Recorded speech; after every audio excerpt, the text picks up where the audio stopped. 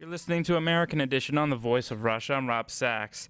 The March 1st deadline inches closer, and lawmakers still have yet to come up with a deal on how to ward off the pending cuts to domestic programs and defense spending, known as the sequestration. We want to drill down today to look at how these cuts will impact one group in particular, veterans. Here to talk more about this is Richard Maxon. He's a retired brigadier general. General Maxon, welcome. Thank you. So let's talk about these cuts. Already, the Defense Department has agreed to $500 billion, nearly $500 billion over the course of the decade. Now, hundreds of billions more look to be slashed from the defense budget. But when we talk about where this would really impact veterans, is this the defense budget or is this domestic programs where veterans may be most vulnerable? Well, the defense budget appears to be including a number of personnel cuts. And so what you're going to see potentially is a greater number of service members who are leaving the military and joining the ranks of the veterans community.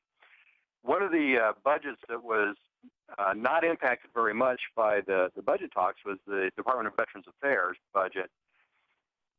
But what we can anticipate is with more people coming off active duty and as the military is downsizing, there's going to be more demands placed on that system, which is already pretty stressed because of the volume of work that it has.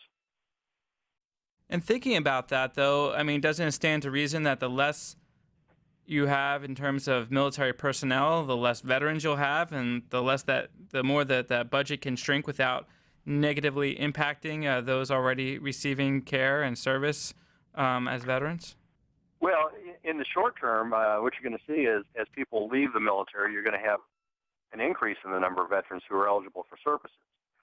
So I think in the short term, in the next 3 or 4 years, you're going to be seeing additional demands being placed on the Department of Veterans Affairs.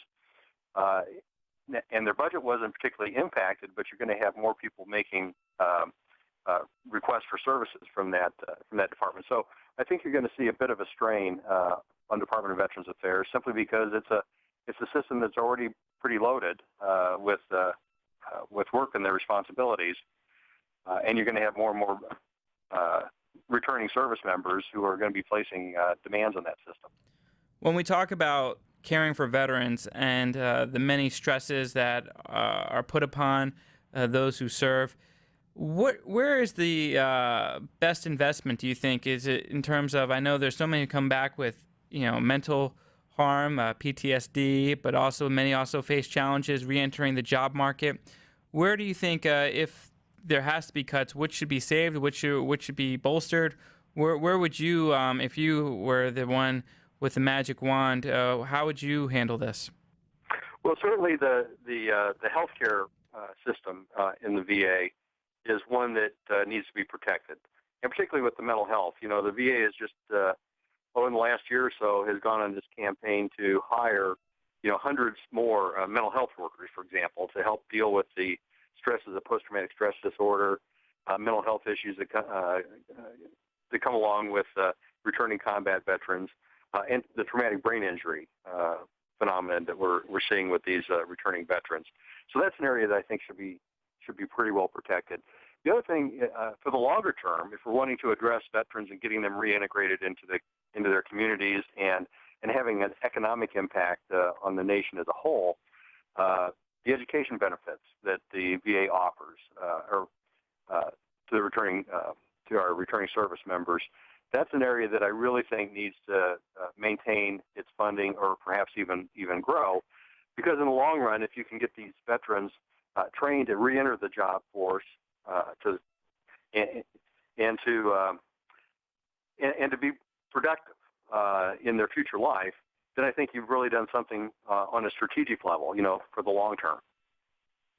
Thinking about, how we can also make sure that these veterans are reintegrated into society and they can have a life beyond their military careers.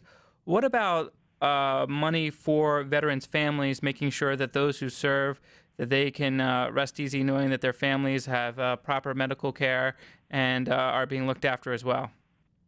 Well, the one shortfall, I think, in the VA system is that the VA is focused on taking care of the veteran.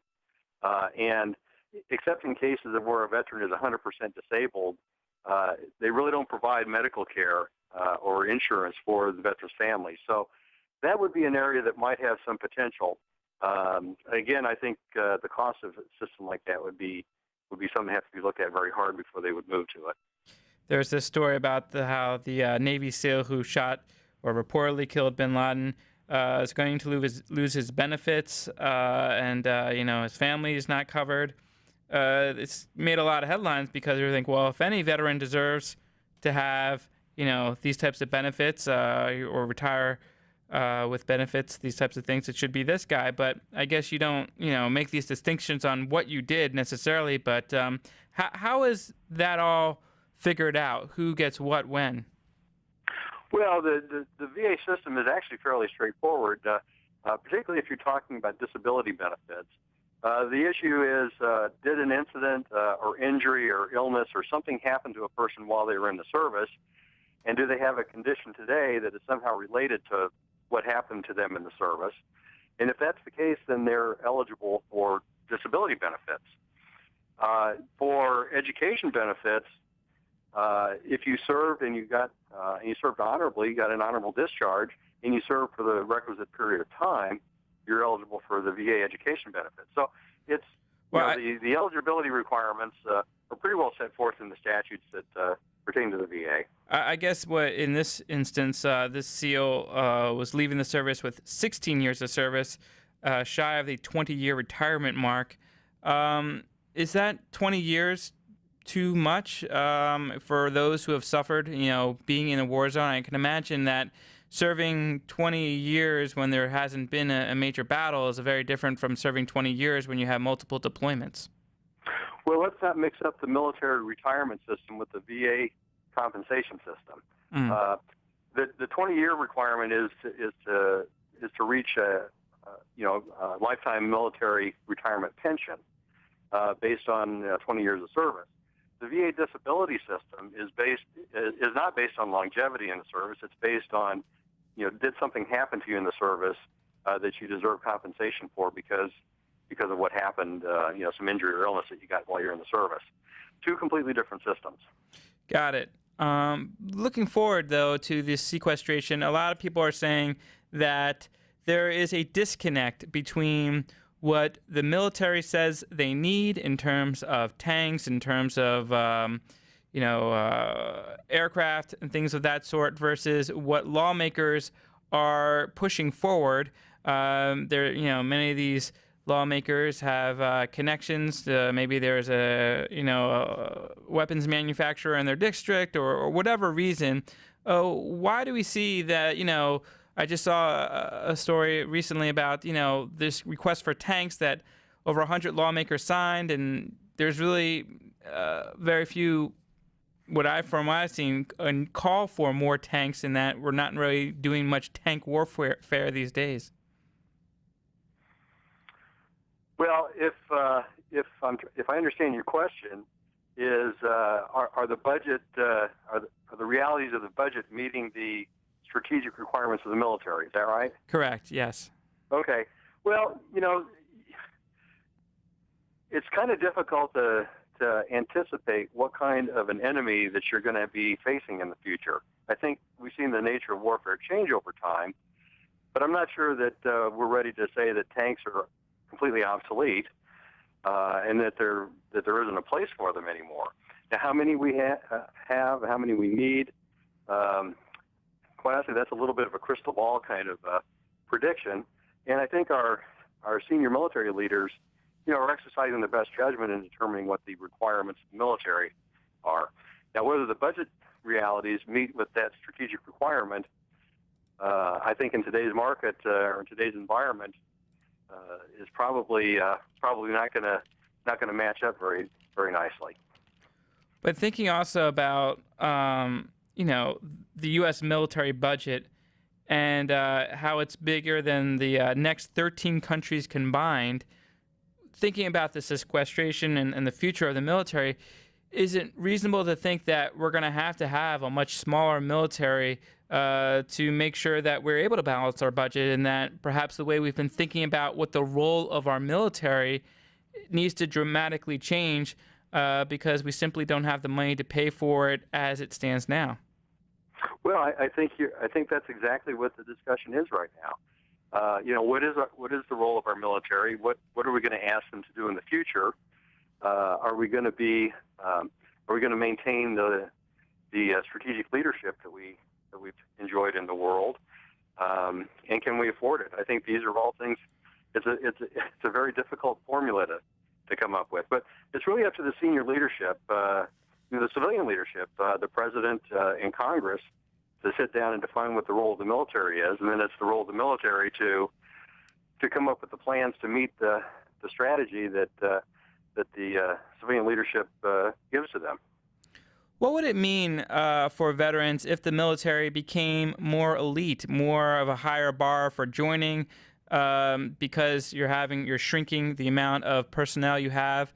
Would that drastically change? Having more elite forces, having less just enlisted members and things of that sort. How would that change life for what's going on the bases and how we apply ourselves in war zones?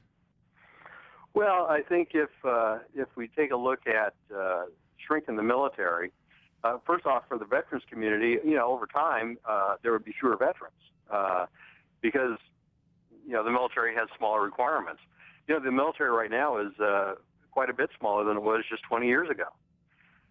And as we have a smaller military, I think if we get involved in long-term engagements, it produces a certain level of stress on that military because the same soldiers have to deploy time and again without an adequate break between their deployments. So I think you're going to see some stress. And so the key thing that has to be done is try and find that right balance. What's the right size of the military? What's the correct makeup?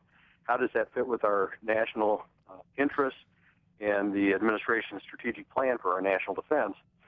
That's a very complex equation that has to be solved. Well, one other question I had, we talked about this a little bit earlier about having jobs for veterans when they return home. What kind of money is available for making sure that the job the veteran, the enlisted person leaves is still available for them when they return, but also encouraging businesses. I know this was a part of a bill they put forward to try to put tax incentives or other incentives to encourage businesses to hire veterans. Have those programs been working? Well, if you take a look at the post 9/11 GI Bill, that is a tremendous resource available to these men and women coming off active duty. It's a program that allows them to either go to college or to trade school to learn a skill that's useful in their civilian life, and it's an opportunity for them to really get ahead. And for a lot of these men and women, it gives them a chance to go to college where maybe they couldn't have afforded it if they hadn't gone into service. So that's a tremendous benefit. And there are an awful lot of companies out there that have made a special effort to hire veterans. Are there enough? Probably not, because we're seeing, literally tens of thousands of military members coming off active duty in a very tough job market. Although it's getting better, it's still a tough job market. So it's I would encourage these men and women to take advantage of those education benefits and prepare themselves to step into those jobs that will be available that require the higher levels of education, but they got that tool given to them by the government so they can get ahead with their lives. That's Richard Maxon. He's a retired Brigadier General from the Army. General Maxon, thank you again for joining us. Really appreciate it. Thank you so much.